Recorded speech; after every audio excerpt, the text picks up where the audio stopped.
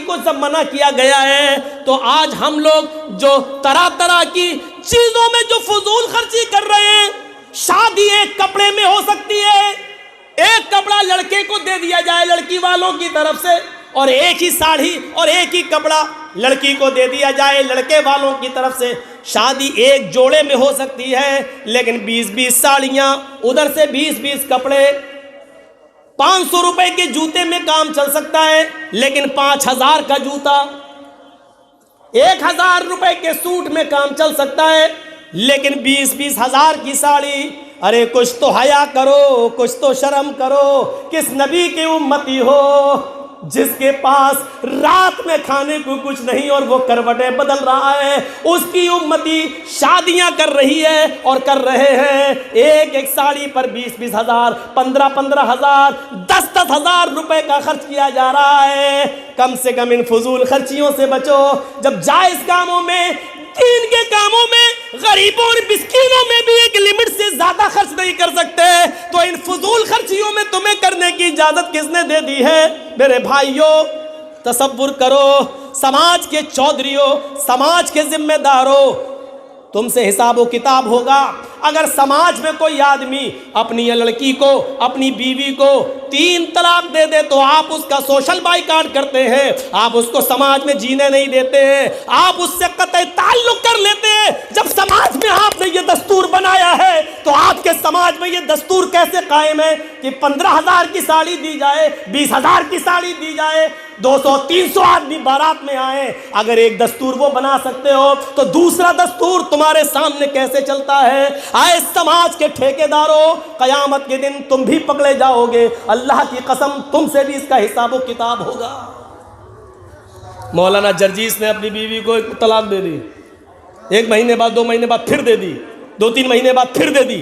अब समाज कहता नहीं रहने देंगे इन दोनों को, लड़की को अलग कर दो, बीवी को अलग कर दो, साहब इनसे बाइकाट, शादी ब्याह मौत मिट्टी सब खत्म। अगर समाज ये कानून बना सकता है तो समाज ये कानून क्यों नहीं बनाता है कि 200 आदमी बारात में क्यों आएंगे? नहीं, जो आदमी अपनी लड़की की शादी में 200 आदमी बाराती बुलाएगा उस लड़की के बाप को भी बाइकाट किया जाएगा। जो लड़का अपनी शादी में 200 आदमी की बारात लेके जाएगा, हम उस लड़के का भी बाइकाट करेंगे। जो आदमी 10,000 की साड़ी अपनी होने वाली बीवी को देगा, हम उसका भी बाइकाट करेंगे। ये दस्तूर क्यों नहीं बनता? समाज के अंदर ये कानून क्यों नहीं बनता? अगर वो बना सकते हो तो ये क्यों नहीं बना सकते?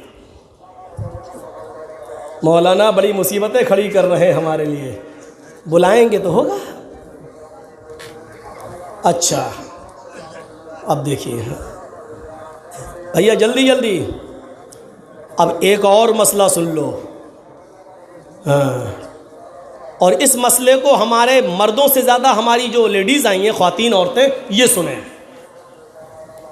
अब जो मसला मैं बताने जा रहा हूँ वो सुनिए, फजूल खर्ची से ही ताल्लुक़ रखता है, और इसके बाद फिर हम टर्न लेंगे दूसरी तरफ। और सुनिए, पानी ठंडा है, कुछ गर्म नहीं मिल जाएगा? थोड़ा सा अगर कहीं गर्म पानी हो तो देख लो।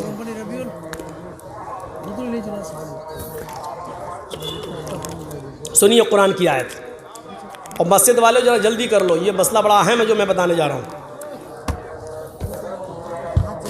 सुनिए, इस मसले को हम थोड़ा सा आहिस्ता बताएंगे ताकि हमारी माँ बहनें भी समझ लें। वअलल मौलूदि लहू रिज़्क़ुहुन्ना व किस्वतुहुन्ना बिल मारूफ ला युकल्लिफुल्लाहु नफ्सन इल्ला वुसअहा।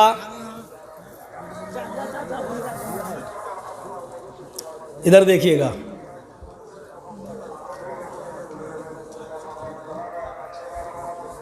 लड़के के बाप के ऊपर जिम्मेदारी होती है। सुनिए, बच्चे के बाप पर यह जिम्मेदारी आयद होती है क्या?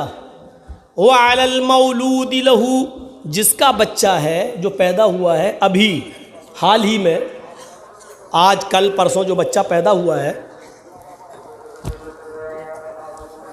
वअलल मौलूदि लहू रिज़्क़ुहुन्ना व किस्वतुहुन्ना, उस बच्चे का रिस्क खाना पीना और उस बच्चे का कपड़ा मौलूद लहू पर यानी बच्चे के बाप के ऊपर आयद होता है।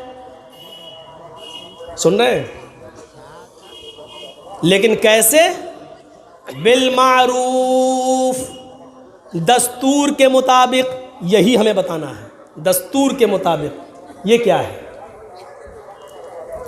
बताने का मकसद ये है, अगर किसी शख्स ने अपनी बीवी को तलाक दे दी, तलाक पड़ गई, तलाक हो गई, और 3 महीने गुजर गए, बच्चा आज पैदा हुआ, और शौहर ने बच्चे की पैदाइश के बाद अपनी बीवी को तलाक दे दी, फिर दूसरे महीने में दूसरी तलाक दे दी, फिर तीसरे महीने में तीसरी तलाक दे दी। अब तलाक पड़ गई। औरत तीसरी तलाक के बाद अपने शौहर पर हराम हो गई।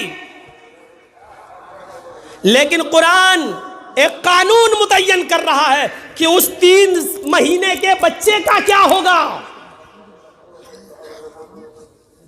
उस बच्चे के लिए उसके पालन पोषण का जिम्मेदार कौन होगा?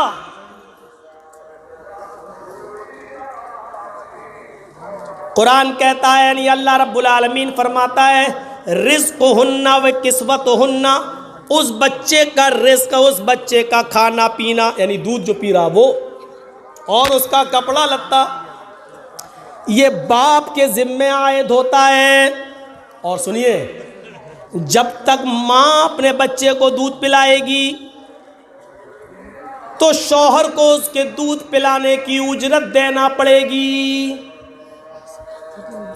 शौहर को, अब वो शौहर नहीं रहा इसलिए शौहर नहीं कहा जाएगा, तलाक हो गई, अब कहाँ शौहर रहा।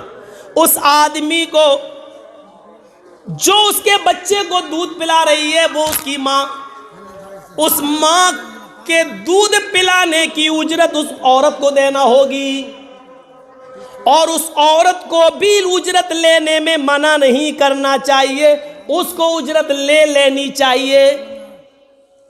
शौहर को देने में, उजरत देने में, यानी उसका बदल, ये लो इतने पैसे हम तुम्हें देंगे, दूध पिलाओ।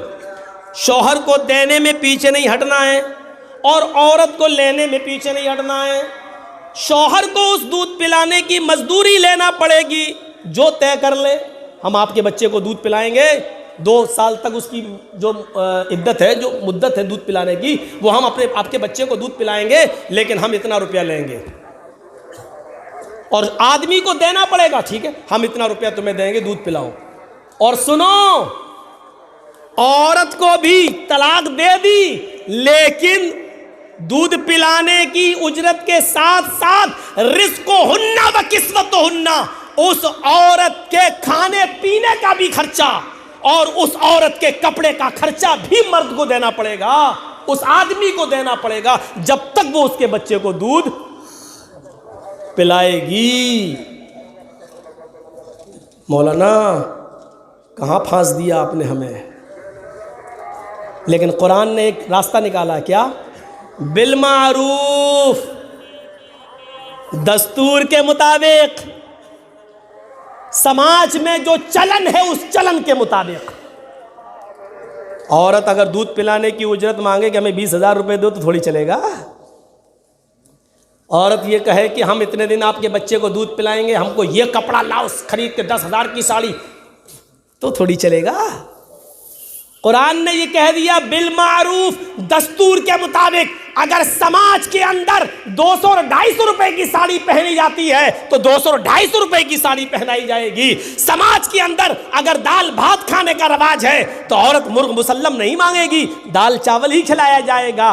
दस्तूर उस समाज में जो चलन है उसके मुताबिक। सुनिए, एक बच्चे को दूध पिलाने की उजरत में भी फजूल खर्ची करने की इजाजत नहीं दे रहा है कुरान। एक औरत को कपड़ा देने में उसको रोजी और कपड़े का हक तो दे रहा है, लेकिन उसमें भी 10-20 हज़ार रुपए की साड़ी देने का हक नहीं दे रहा है। इसमें भी कुरान ये कह रहा है दस्तूर के मुताबिक, चलन के मुताबिक, समाज में जो दस्तूर है उसके मुताबिक तुम्हें खर्चा देना है।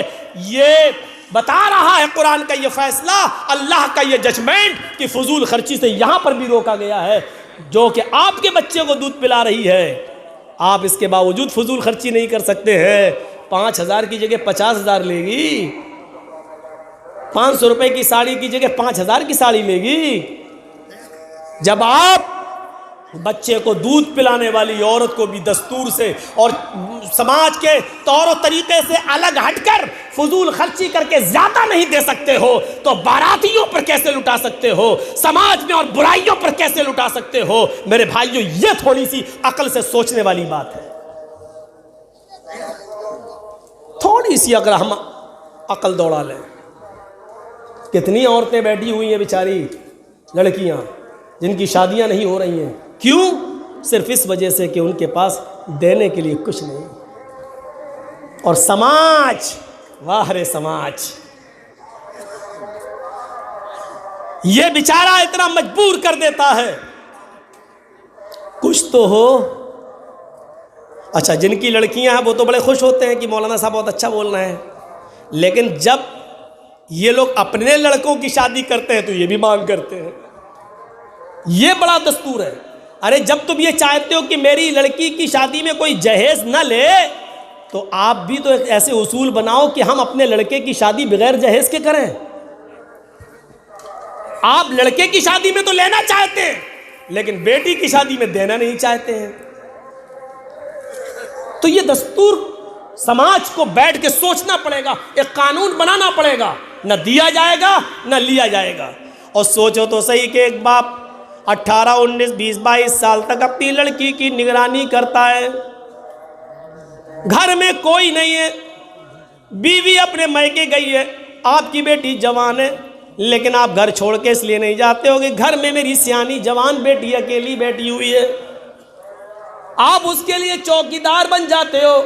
जिसने चौकीदार बनकर 20-22 साल तक एक बेटी को पाला हो, फिर वो तुम्हें निकाह में अपनी जवान बेटी तुम्हें दे रहा हो। आए भेड़ियो, तुम्हें शर्म नहीं आती उसी घर में डाका डालते हुए कि मुझे मोटरसाइकिल दो, मुझे ये दो, मुझे वो दो।